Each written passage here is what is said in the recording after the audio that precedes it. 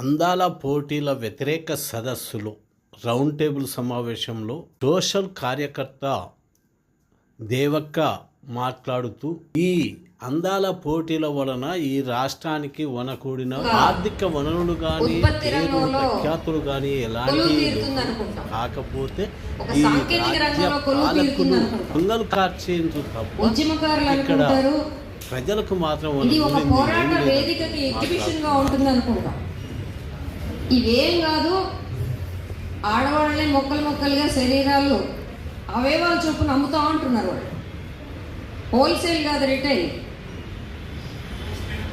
అమ్మదలుచుకున్న వాళ్ళు private వ్యాపారస్తులైతే corporate ప్రపంచం అని చెప్పి అనొచ్చు. దీన్ని స్పాన్సర్ చేస్తున్న వాళ్ళు ప్రభుత్వాలు అవడం, వీళ్ళని ఏ రకంగా అభివర్ణించాలో బహుశా 2 నెలల నుంచి మాకు ఎవరికి అర్థం కావట్లేదు. దీంట్లో బహిరంగంగా పట్టపగలు ఇన్ని అబద్ధాలు కూడా ప్రభుత్వాలు చెప్తారు అనేది కూడా మనకు స్పష్టంగా కనబడుతుంది. మొట్టమొదటి విషయం, అసలు దేన్నైనా మనం ఆలోచించుకుంటే ఓ సమాజం ముందుకెళ్ళడానికి 2 అంశాలు ఉంటాయి. ఒకటి ఉత్పత్తి, రెండోది ప్రత్యుత్పత్తి. ఉత్పత్తిలోనూ ప్రత్యుత్పత్తిలోనూ ఆడవాళ్ళ శరీరాలు కీలకమైనవి. ఉత్పత్తి రంగంలో తెలంగాణలో వ్యవసాయ రంగంలో 60% మంది ఆడవాళ్ళు ఉన్నారు. ఐటీ హబ్లో కూడా అంత తక్కువేం ఆడవాళ్ళు లేరు. అంటే ఉత్పత్తి రంగంలో ఆడవాళ్ళు కీలకంగా ఉన్నారు. అయినా కానీ వాళ్ళ కేపబిలిటీస్కి, వాళ్ళ సమర్థతలకు తగినట్టుగా ఉద్యోగాలు లేవు. ఉద్యోగాలు కల్పించడంలో మీరు విఫలమయ్యారు. రెండో పక్కన మీరు అంటున్నారు ఈ అందాల పోటీల వల్ల రాష్ట్రం ముందుకెళ్తుంది అని చెప్పి. ఇక్కడ ప్రశ్న ఏంటంటే, అయ్యా మీరు పెట్టిన ఈ అందాల ప్రదర్శన వల్ల తెలంగాణ రాష్ట్రం ఏ రకమైన ఉత్పత్తిలో ముందుకెళ్తుంది అని మా ప్రశ్న.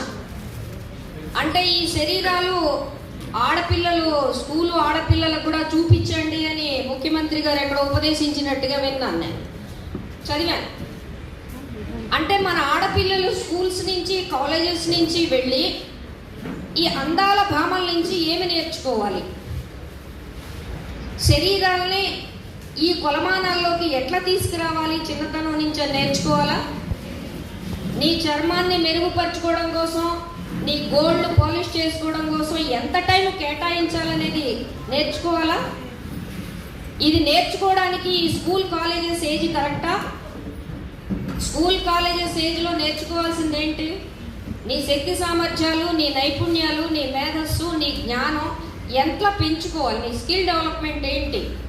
నువ్వు జీవితాన్ని ఎదుర్కోవడానికి అవసరమైనా, లేకపోతే ఉత్పత్తిలో నీ భాగస్వామికి అవసరమైనా, నువ్వు సంపాదనకు అవసరమైనా, తద్వారా దేశం, రాష్ట్రం ముందుకెళ్ళటానికి ఉత్పాదనలో భాగంగా నువ్వేం నేర్చుకోవాలి అనేది ఈ వయసు. ముఖ్యమంత్రి గారంతటి వాడు పట్టుకొని హై స్కూల్ పిల్లలు కూడా అందాల పోటీలకు వెళ్ళండి అంటే, చర్మానికి సంబంధించిన రంగులు, కాస్మెటిక్ సర్జరీలు, స్పాలు, స్లిమ్మింగ్ క్లినిక్లు, వీటి చుట్టూ ఈ రాష్ట్రపు ఆడపిల్లలు తిరగాలని ముఖ్యమంత్రి గారు కోరుకుంటున్నారా? అట్లా కోరుకోవడం ఈ రాష్ట్రం ఉత్పత్తికి కారణమవుతుందా? ఈ రాష్ట్రం ముందుకెళ్ళడానికి కారణమవుతుందా? ఉత్పత్తి రంగం వదిలేద్దాం. మీరు తయారు చేసి షోకేసుల్లో బొమ్మల్లా నిలబెడుతున్న ఈ అంతర్జాతీయ సుందరులుగా మీరు టైటిల్స్ ఇస్తున్న శరీరాలు ఏవైతే ఉన్నాయో, ఇవి ఆ సౌందర్యం కోసం అనోరెక్సియా దగ్గర నుంచి, అంటే విపరీతమైన పోషకాహార లోపం, వాంతులు చేసుకోవడం, బులిమియా, చివరికి చావు వరకు వచ్చే శరీరాలను మీరు అక్కడ తయారు చేస్తున్నారు. మానవ శరీరానికి కూడా ఒక హద్దులు ఉంటాయి. ఆ హద్దుల్ని అధిగమించి స్లిమ్మింగ్ చేయడం వల్ల వచ్చే జబ్బులు ఇవన్నీ. అంటే ఉత్పత్తి సంగతి వదిలిపెట్టేసేయండి. పునరుత్పత్తికి కూడా పనికిరాని ఏ మాతృత్వాన్ని అయితే మీరు భుజాన్ని వేసుకుని గ్లోరిఫై చేస్తారో, ఆ మాతృత్వానికి కూడా పనికిరాని శరీరాల్ని మీరు అందాల పోటీల పేరు మీద తయారు చేస్తున్నారు. ఉత్పత్తికి ప్రత్యుత్పత్తికి పనికిరాని మనుషుల్ని తయారు చేసి వాళ్ళని రాష్ట్రానికి ఆదర్శంగా ఆడపిల్లలకి మీరు చూపెట్టి రాష్ట్రాన్ని ఎక్కడ తీసుకెళ్దాం అనుకుంటున్నారు మీరు? ఎవరో వ్యాపారస్తులు శరీరాలు అమ్ముకుంటున్నారంటే అర్థం చేసుకుంటాం, కానీ మీ రాష్ట్ర ప్రభుత్వాలు ఏం చేస్తున్నారనేది ప్రశ్న. రెండోది, 100 కోట్ల రూపాయలు పైకి ప్రకటించింది 25 కోట్లే. నెలకి ₹1,00,000 రూము, 50,000 రూపాయల భోజనం, టూరిస్టం, ఈ ఖర్చులన్నీ కలిపితే వాళ్ళకి ఇచ్చిన బంగారంతో కూడా కలిపితే 300 కోట్లు ఉంటాయని చెప్పి ఎవరో చెప్తున్నారు ఈ మధ్య. 30 తులాలు బంగారం ఇచ్చారంటే మీకు నాకు ఓట్లు వేసినా కానీ లేదు. ఆత్మహత్య చేసుకునే రైతులకు పైసలు లేవు, పెన్షన్లకు పైసలు లేవు, రాష్ట్రంలో ప్రాజెక్టులకు పైసలు లేవు, కానీ 30 తులాల బంగారానికి పైసలు ఉన్నాయి.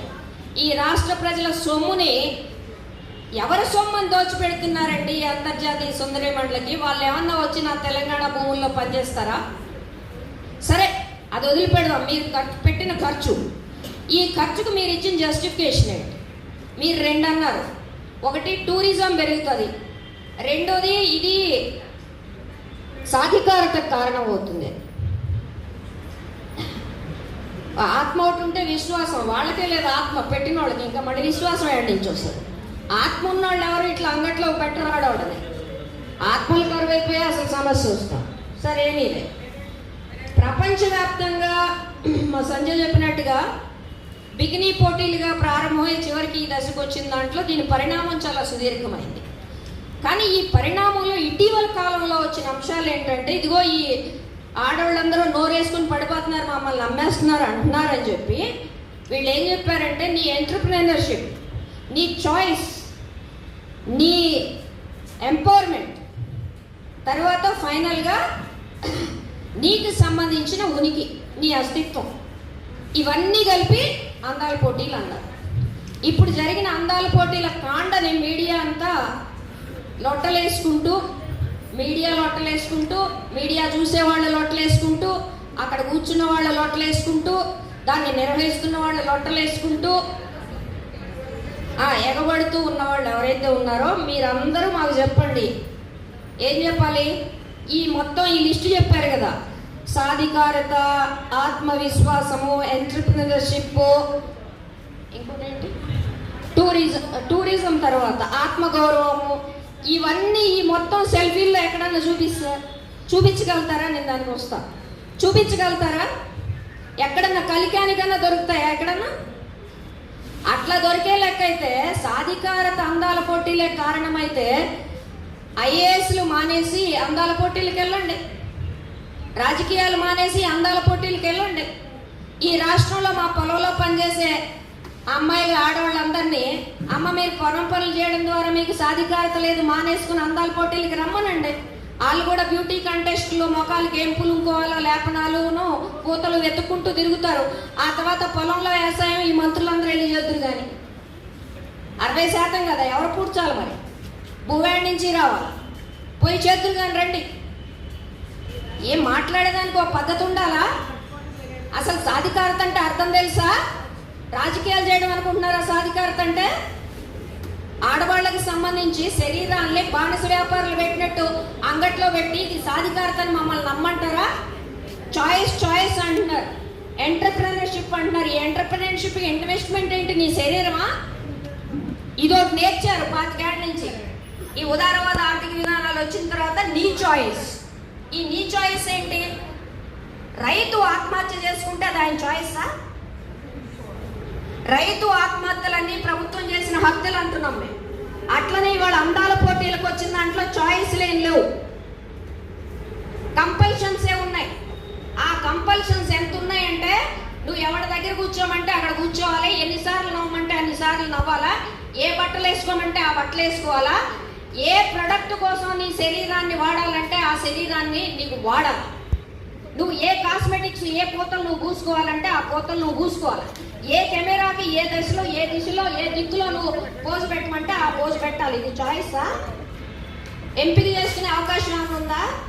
అక్కడ నిలబడిన 100 మంది అందగత్తెల్లో ఎవరైనా నేను ఈ పూట నిలబడినండి, ఈ టేబుల్ దగ్గర భోజనం చేయను అంటే, ఇప్పుడు మిర్లా మ్యాగీ మాదిరిగా వీళ్ళ చాయిస్ కథ ఎంత ఉందో చూడండి. ఆ అమ్మకి ఇక్కడ మాట్లాడే ధైర్యం కూడా లేదు ఈ సాధికారత దెబ్బకి. ఇంగ్లాండ్ పోయి అక్కడ చెప్పుకోవాల్సిన పరిస్థితులు ఈ సాధికారత. అంటే సాధికారతలో ఎంత నేర్తిపీరకాయలో నయ్యో మీరు అర్థం చేసుకోండి. రెండోది, ప్రభుత్వం హడావిడిగా ప్రకటించింది దీని మీద విచారణ జరుపుతామని.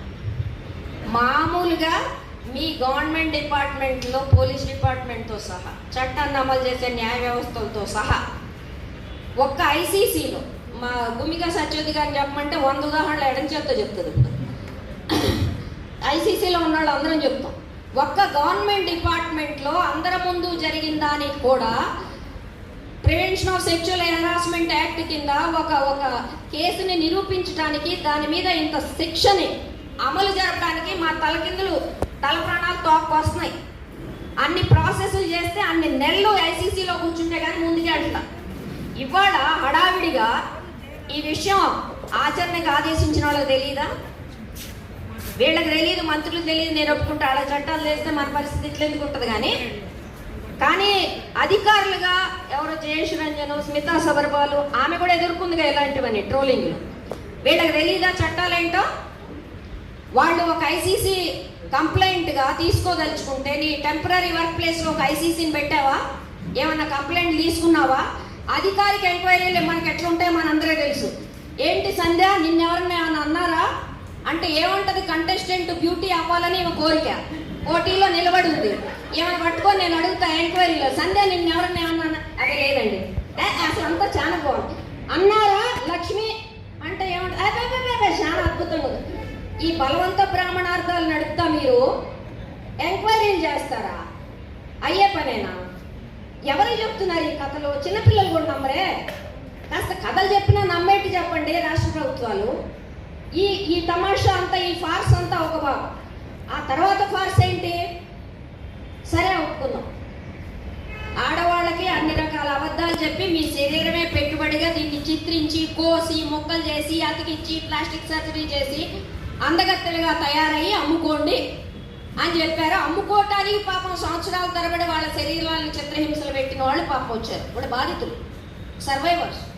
అందుకనే మా సంజయ్ దాకా నుంచి వాళ్ళ పట్ల సానుభూతి ప్రకటిస్తారు. వాళ్ళు సర్వైవర్స్, మాకు సానుభూతి ఉంది. పైగా వీళ్ళ వర్షన్స్ వచ్చాయి.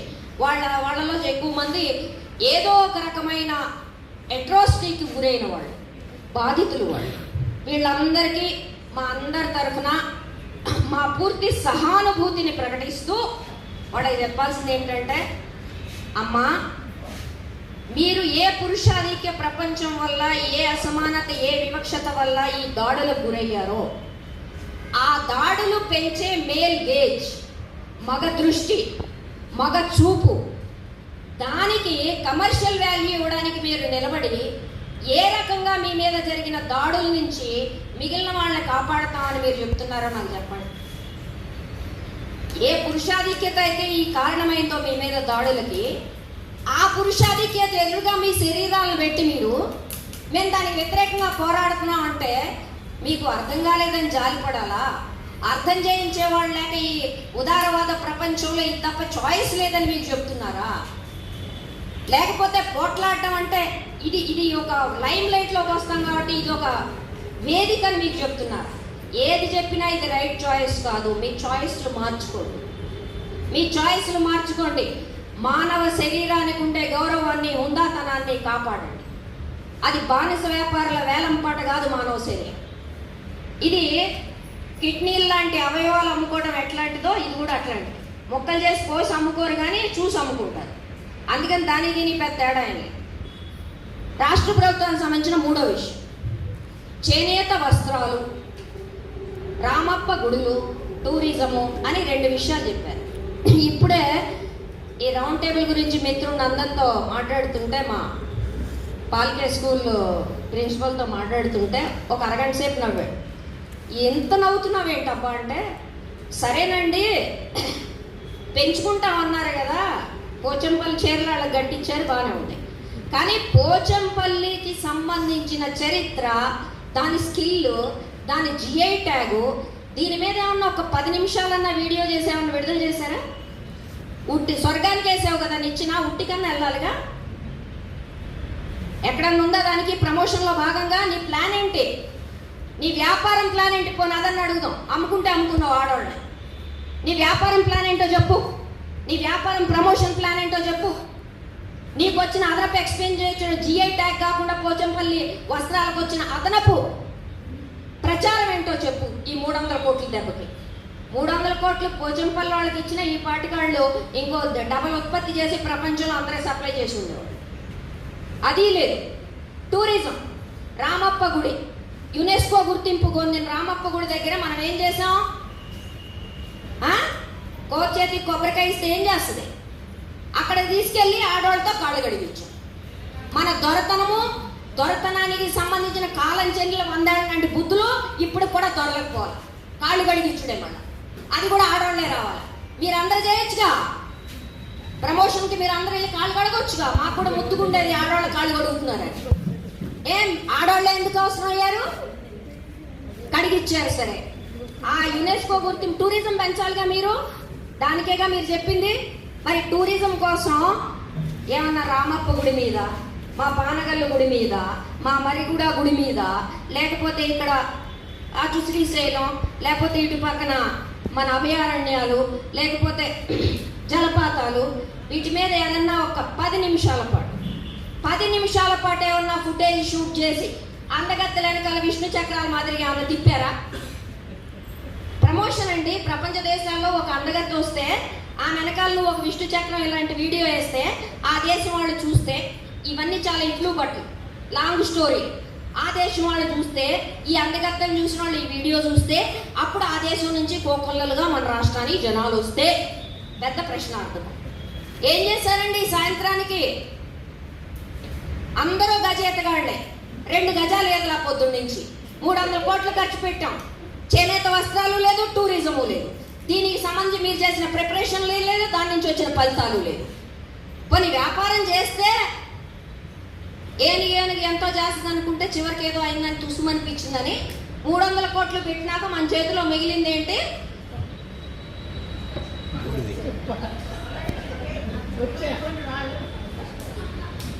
పోనీ ఆడవాళ్ల శరీరాలు ఫణంగా పెట్టి ఇన్ని అబద్ధాలు మాట్లాడినా ఏదో ఫలితం ఉండాలి కదా రాష్ట్రానికి.